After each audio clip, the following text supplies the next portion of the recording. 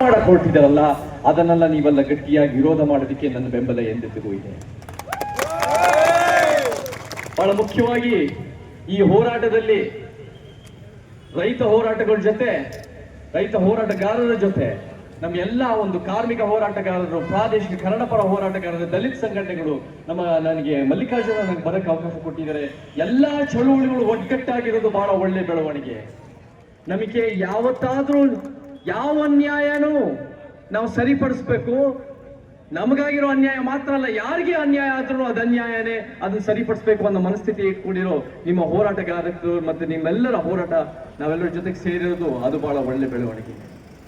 ಮತ್ತೆ ಮುಖ್ಯವಾಗಿ ಈ ಸರ್ಕಾರಗಳು ದೊಡ್ಡದಾಗಿ ಮಾತಾಡ್ತಾರೆ, ನಾವು ಸಂವಿಧಾನ ಎತ್ತಿಡಿತಾ ಇದೀವಿ ಅಂತ. ಯಾರಾದ್ರೂ ಸಂವಿಧಾನ ಎತ್ತಿಡಿತಾ ಇದ್ದಾರೆ ಅಂದ್ರೆ ನಿಮ್ಮಂತವ್ರ ಆರ್ಟಿಕಲ್ 19 ಹೋರಾಟದ ಹಕ್ಕನ್ನ ಉಳಿಸಿ ಗಟ್ಟಿಯಾಗಿ ಬೀದಿಗೆ ನಿಂತು ಎಲ್ಲ ಅನ್ಯಾಯಗಳು ಖಂಡಿಸಿ ಹೋಗ್ತಿರೋರು ನೀವೇ ನಿಜವಾಗ್ಲೂ ಸಂವಿಧಾನ ಎತ್ತಿಡಿತಾರೋ ಹೊರತು ಯಾವ ಒಂದು ಸಂವಿಧಾನದಲ್ಲಿ ಎತ್ತಿಡಿತಾ ಇದೀವಿ ಅಂತ ಸಂವಿಧಾನ ಜೈಲಿಂದ ತೆಗೆಯೋದು, ಸಂವಿಧಾನ ಜಾಥಾ ಮಾಡೋದು, ಸಂವಿಧಾನ ಒಂದು ಅಸೆಂಬ್ಲಿನಲ್ಲಿ ಮಾತಾಡೋದನ್ನ ಸಂವಿಧಾನ ಎತ್ತಿಡಿತಾ ಇಲ್ಲ. ನಮಗೆ ಯಾವತ್ತಾರು ಬದಲಾವಣೆ ಆಗಿದೆ ಅಂದ್ರೆ ಯಾರೋ ಮೇಲಿಂದ ದಯಾ ದಾನ ದಾಕ್ಷಣ್ಯದಿಂದ ಮಾಡಿರೋದ್ರಿಂದ ಅಲ್ಲ, ತಳಮಟ್ಟದ ಹೋರಾಟದಿಂದ.